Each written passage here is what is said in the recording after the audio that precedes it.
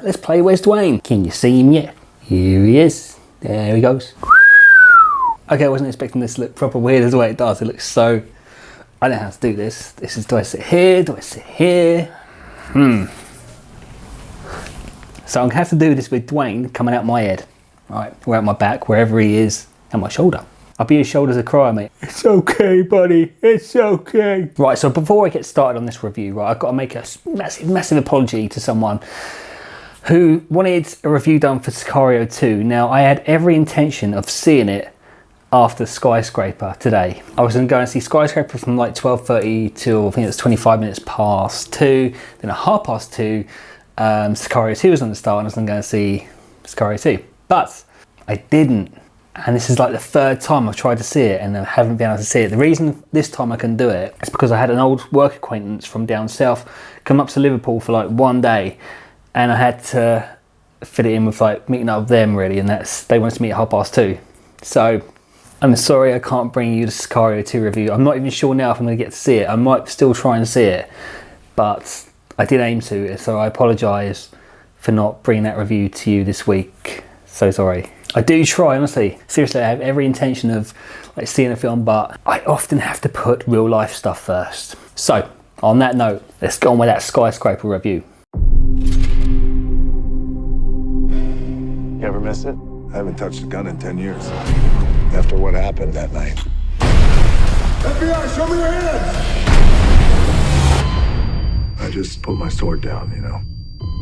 Without that bad luck, You're gonna be okay. I never would have met Sarah. I never would have had my kids. Daddy loves who? Me. Daddy loves who? Me! I love you. You better. Mr. Sawyer, you are the very first family we've had in the residential section of the Pearl. After your security assessment, what do you think of the building? The Pearl is the most advanced super tall structure in the world. It's a breathtaking achievement. But No one really knows what would happen if things go wrong. Okay, so when I saw this trailer, I was a little bit like, you know what? What it was, my dad had seen this advert on the telly. I think he saw the trailer on the telly. I'd already seen the trailer at that point, but I saw my dad like a few weeks ago and he said, oh, I like to look at that Skyscraper film. I'd seen it at that point, I had seen it. I didn't really like the look of it that much. It looked like your standard Dwayne Johnson film where you go and it's just very tongue-in-cheek, a typical action film. He survives in it, he saves everyone. I thought it was going to be another one of those. It's kind of like, those are the sort of movies he seems to make all the time.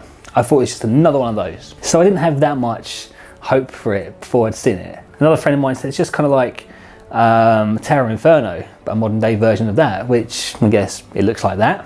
But when I went to the opening today, I remember saying to the staff, look, I shamefully want to see Skyscraper, and yeah, but even they said it just, it doesn't look that bad. So I was just thinking, is it just me? Do I just have this anti-Dwayne Johnson thing? I don't dislike him, but his movies seem to follow the same pattern. So that's why I was a bit dubious about this film. So the film begins in IMAX 3D, and I really enjoyed the first 3 minutes. The first 3 minutes are like, it was a great little opening, great little teaser at the beginning. From somewhere in America, we get transported to somewhere, I think it's America, yeah, somewhere in America, we get transported to Hong Kong, which is the main location of the film. Those first 2 or 3 minutes, they pull you in, and the city of Hong Kong, it's the perfect location for this high-tech building. Those first 2 or 3 minutes, the pace was really quick, the editing was really slick, so it just wasn't boring. And surprisingly, it stayed that way for the whole 90 minutes. That slick editing and the pace just didn't change. Through the whole film, I was literally glued to the screen. I don't think I took my eyes off it at all. I know I was watching it on like a massive IMAX screen and I was watching it in 3D, but the action sequences were so well done. It's like they induced so much vertigo as well. I haven't had a film that's made me feel on edge for a long time. I actually checked out the director when I got home not so long ago, and it was like, he actually directed one of my favourite films over the last few years, which is We're the Millers. I know this is very different. I know Skyscraper is very different to We're the Millers, but this guy is just like, he did these action sequences so well. You know, like I said, I haven't had that for a long time where a film's actually just like that, really tense. So hats off to the director. And the director also wrote this film as well. I remember watching it thinking that this was quite clever writing. He's kind of like steered it away from your typical Dwayne Johnson film, your typical Dwayne Johnson action movie, and he's made it a very he's giving it like this massive warm feeling as well, because it's like you've got Dwayne trying to save his family, and I think that's what gives this action film a bit of heart as well. So overall, like, whatever impressions you're getting from the trailer, whatever impression I got from that trailer, the actual film is better than it comes across in the trailer. And it really felt like this was a modern day version of those disaster movies you got from the 70s and 80s, like Poseidon, Adventure, Terror and Inferno, even the later films in the 90s, like the Roland Emmerich films like Independence Day and Day After Tomorrow. This felt like it's just a really good modern day disaster movie. So I'm not trying to be critical of Dwayne. I'm sure he's a lovely guy. He seems like a lovely guy. And he may not be the best character actor in the world, but he's watchable.